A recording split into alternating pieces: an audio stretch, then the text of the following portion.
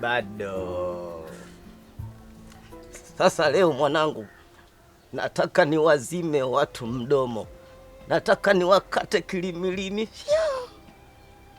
Si wanalinga na watoto wao, mimi nalinga na we mwanangu. Sasa wataniona kwanza, mwanangu umejaza, mwanangu dume la nguvu. Yani hapa nani atanigusa katika ubanda huu? Waniguse waone ubabenyo.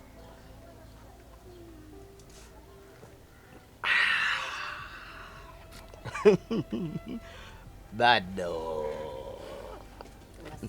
nawambiaga kila siku mimi na mwanangu. Sasa leo nataka nitumie dola, nitumie hela za Kifaransa hapa, natumie hela za Kikongo hapa leo, ndo wajue kabisa mwanangu msomi umekuja. Sio watoto wao, watoto wao hawana lolote, mambumbumbu kichwani. Mimi nimekupeleka shule mwanangu ukasome, lakini wao wamepeleka watoto wao shule wakasomee kuzaa tu. Mitoto, kila mtoto ana mimba, kila mtoto ana mtoto mwenzie. Nikuja kuonyesha sasa bala. Papa. Papa. Mesikia naniita papa. Tu as beaucoup parlé. Tu as beaucoup parlé. En tout cas, le temps est déjà... On voulait partir. Mi baba yako. Il faut qu'on parte. Mi baba yako. Unapokuwa unaongea na mimi ongea Kiswahili.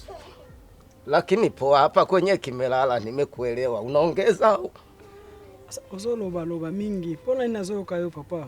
Il faut tokende. Papa.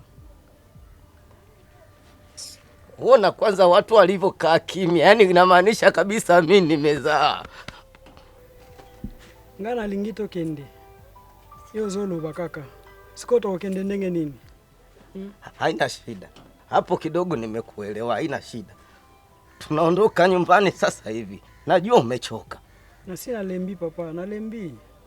Na oti musika. Anyway, namalizia hii tu.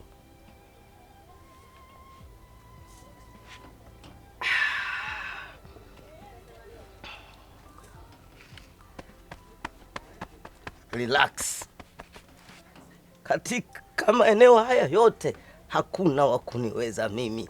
Baba yako nilikuwa napambana kila aina nihakikishe mtoto wa marehemu kakaangu ambaye ni wewe usipate tabu.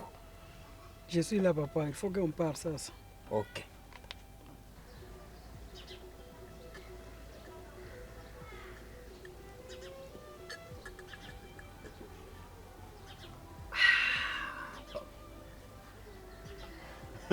Twende.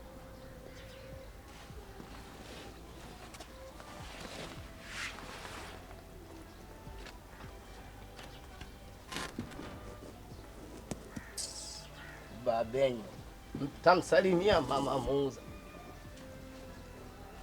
Naniona kama sina akili, kama mwehu, kila siku fyoko fyoko fyoko fyoko. Mwanangu yu hapo amekuja sasa. Sorry. Na kesho tena natumia dola tu.